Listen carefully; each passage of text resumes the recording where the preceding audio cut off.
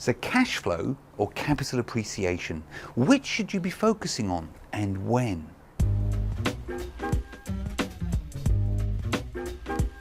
Hi, my name's Tony Law from Your First Four Houses, and my channel is all about helping you replace a job-based income with just a handful of investment properties so that you can give up the day job if you wish and go and do something more interesting with your time. If this is your first time here, be sure to subscribe to the channel and click that bell notification icon so that you don't miss out on any of the free content that I give you each and every week. So cash flowing strategies or capital appreciation type strategies, which ones should you really be focusing on, and why can't you have both? Well, the truth is, of course you can, but getting a deal that gives you both a really good cash flow and also has a fantastic chance of appreciating in terms of its capital is actually quite rare. Usually you've got to kind of steer your investing in one direction or the other. And so which should you choose? Well, I'm going to say to you, perhaps unsurprisingly, it depends.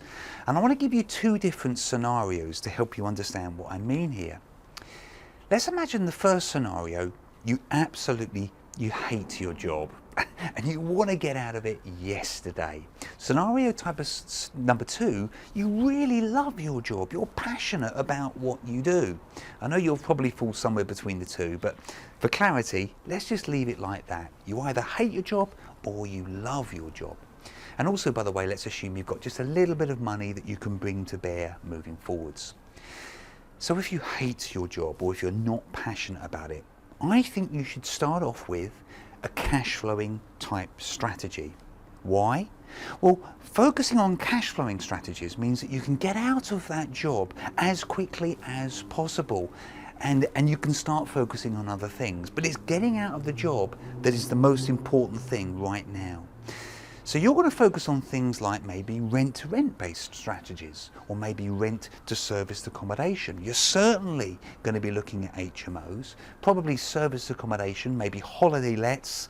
These can all give you a really good cash flow and thereby enable you to get away from that job as quickly as possible. By the way, a really quick caveat here. I will always maintain that if you're completely new to property investing, your first deal should be a very vanilla type buy-to-let property. I think that's really important. Cut your teeth on that first. In fact, I think you should be doing those types of deals where you put your money into that kind of vanilla buy-to-let, refinance and pull your money back out within 6 to 9 months. And if you don't know how to do that, maybe check out this mini course. It will teach you exactly how to do just that. Then, once you've replaced your job-based income with these cash-flowing type strategies, you've got a choice, haven't you? You could, if you wanted to, give up the day job. You could pack it in. The choice is yours.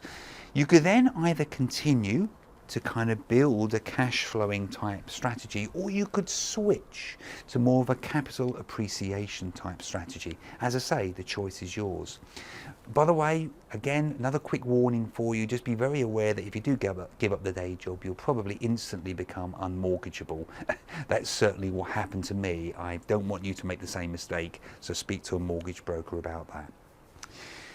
But what if you absolutely love your job?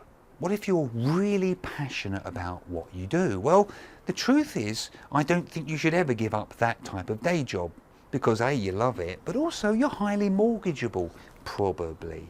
And so instead, I think you should focus your energy on capital appreciation type strategies. Focus on ways to build up your investment pot because you're not focusing on cash flow now. You're going to be focusing on capital appreciation. So here you're going to be looking at things like the BRRRR strategy, aren't you? Which stands for buy, refurbish, rent, refinance and repeat. You're going to be looking at maybe freehold to leasehold strategies.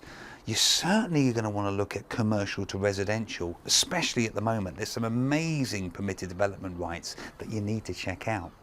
You're going to look at maybe some smaller developments. Nothing too scary, but you could do some smaller developments if you've got somebody there to kind of help you along the way. Planning gains are going to be massive for you. Title splits, conversions, basically anything that's going to give you the potential to make a massive uplift in value. Now again, these strategies Don't forget, it's all about capital depreciation, and so you're actually going to switch off the cash flowing bit just for now. But at some point down the line, maybe many years down the line, you're going to switch.